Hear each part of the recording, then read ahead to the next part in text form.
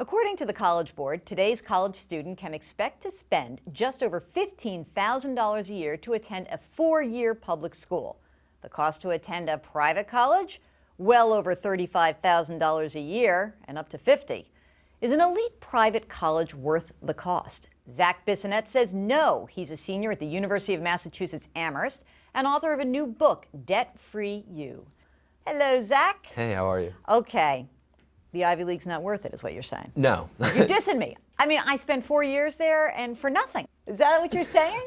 It's a little bit more complicated than that. But here's the deal. There was a study out of Princeton that found that students who got into elite schools and attended less elite schools earned the same amount of money as students who attended elite schools. The only students for whom there was an advantage to going to an elite school were students from low-income families and first-generation college students. But let me ask you something. What about those studies that say that Ivy League grads make more money? Are those old, or am I just is that like an old wives' tale, actually? Here's the problem with the study on earning more money by going to a good college is that those people had characteristics. They were smarter before they got to college. They were more connected before they got to college. They were harder working before they got to college.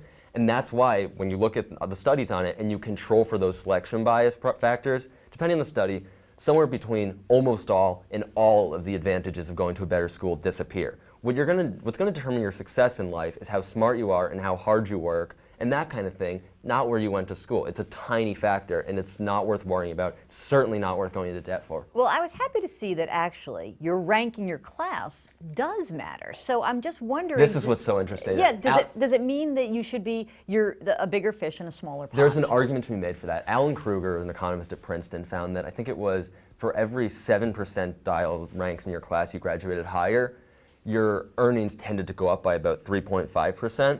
And people who've looked at this think that this might be part of the reason why you won't earn more money by going to an elite school, that the benefit of being a star at a less selective school sort of cancels out the benefit of going to a big name school.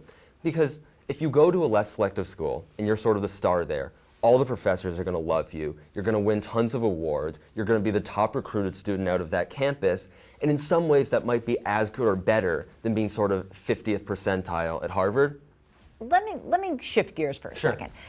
Let's talk about how geography might play into this. For example, you're at UMass. Right. And if you were going to settle on a career in Boston, is it more valuable that the place where you're going to be, where you think your career is leading you, would you choose a school based on that? In other words, if you said, well, I would either go to UMass or UConn, but considering I might end up in Boston, maybe I'll go to UMass. There's certainly an argument to be made for that. And another thing that kind of plays in there is the size of an alumni network at a large school is a lot better.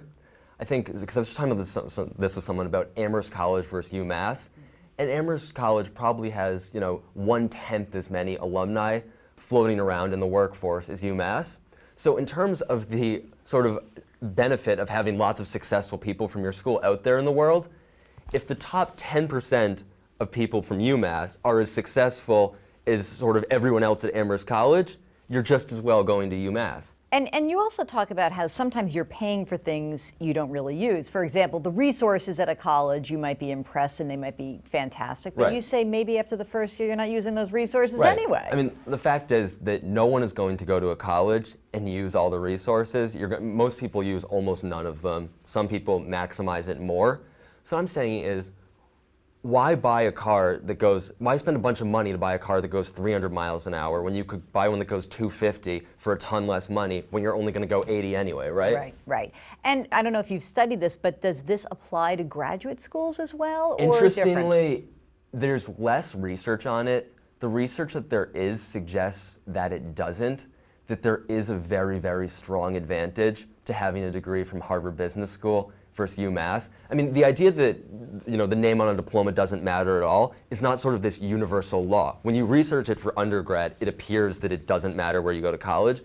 When you look at it for grad school, for law school, and for MBA programs, there's substantial evidence that you will earn a lot more money by going to an elite school. Here's where this does apply. If you have enough money to go do either an elite undergrad program or an elite MBA, you should do a cheap undergrad and then the elite MBA. And going to an elite undergrad program does not help get into elite grad programs nearly as much as it used to. There was a piece in The Atlantic about that a couple of years ago, that sort of benefit of, oh, if you go to Harvard, you're going to get into Harvard Law School, doesn't work like that anymore. There was someone there was saying, we accept people from the University of North Carolina all the time and reject people from Harvard all the time. And you might get into Harvard Law School if you go there. Chances are you're going to get in or not get in based on tons of factors, not where you went to school. Thanks so much for joining us, Zac. Thanks, Jill. And thanks for watching.